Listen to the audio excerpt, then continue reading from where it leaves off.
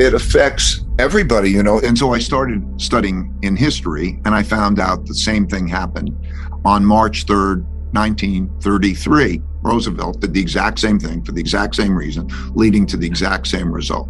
And so studying past periods that didn't happen in my lifetime, like we haven't been through a war before, and we haven't been through a civil war, or we haven't been in the circumstances. So the three big things that are happening in our lifetimes that we have not been through before are the creation of an enormous amount of debt and printing of money to monetize the debt. That's number one. And so we'll talk about inflation and where we are in that cycle. And I'm like a mechanic. I'm not ideological. I'm just like, what are the cause-effect relationships? How does that dynamic work mechanistically? But it produces inflation.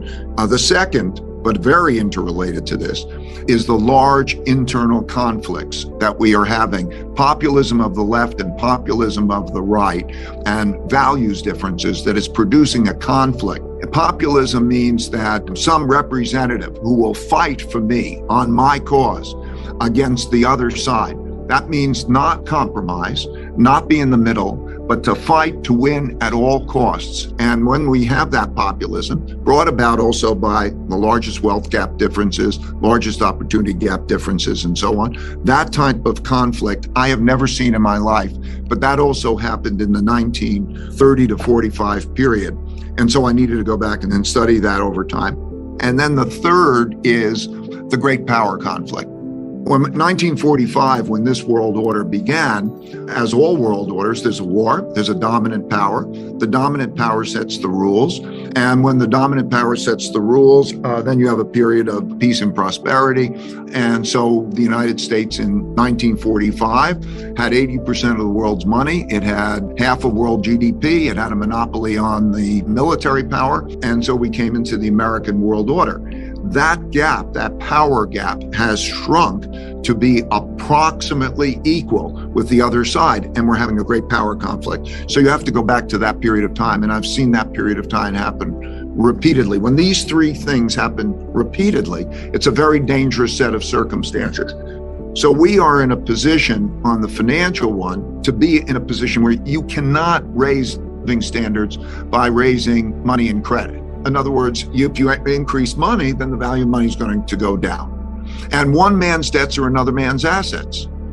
And so when they get negative returns by holding a debt asset, they're going to sell that debt asset, and that produces a problem. And that's over a period of time. And so the Romans, for example, put less gold into gold coins. And so you saw it in its way, and that certainly produces kind of the inflation, because you can't raise living standards by printing more money.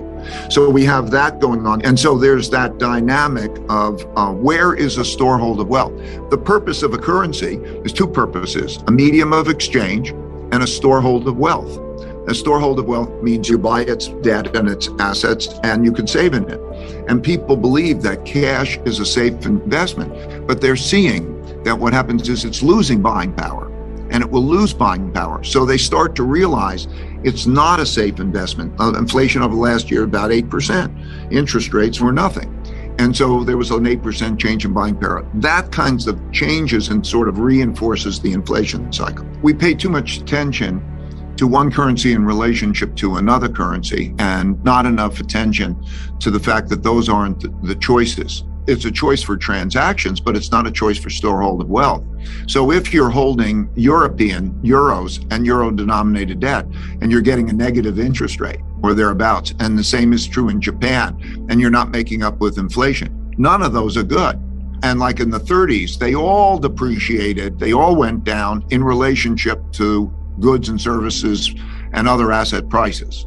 So what you see is all the currencies along those lines are sort of tied to each other, and they're bad storeholds of wealth. And that's why you see moves to other assets. It pays to borrow, or if not borrow, but put your money into assets that maintain buying power. So you see it happen in all the different ways. So look at whether what you're holding in the form of that cash denominated, and that'll be a debt instrument. That's how you hold a currency in order to have a storehold of wealth. Look at its real returns.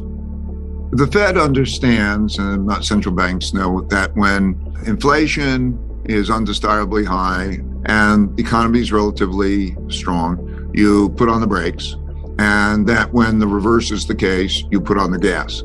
And they don't understand, I think, monetary inflation enough. What has happened is that because they put on the gas so much, have allowed interest rates to be so low, as I say, in many cases, negative interest rates, and they've made liquidity so abundant that not only didn't you have to pay interest on your debt, but you didn't have to pay principal on your debt because they would have interest-only loans, and they would have low covenants, like it's easy to not meet your debt requirement. Companies borrow, individuals borrow, interest-only loans, and when there's no interest rate, basically mean the stuff is free. You can buy houses, you can buy all sorts of things on that basis. And the world has adapted to that, and they did that at a very low real interest rate, a very low interest rate relative to inflation. And then they printed a lot more of that money and so on. And so inflation is going up. So mechanistically, what that means is now we have a lot more debt, and we have an economy and a markets, financial markets, that the pricing is structured based on those very low interest rates and that amount of liquidity. So when you go through the calculations, when I go through the calculations, and I figure a high enough level of interest rate to provide a decent real return is, for a holder of the debt, is much too high of an interest rate for the markets and the economy. But you're going to have an inflation rate that's above the interest rates, and that's not going to be desirable. So investors want to sell that. And you could see it as interest rates rise. You can see its effects on markets. You could see the effects on the capital markets.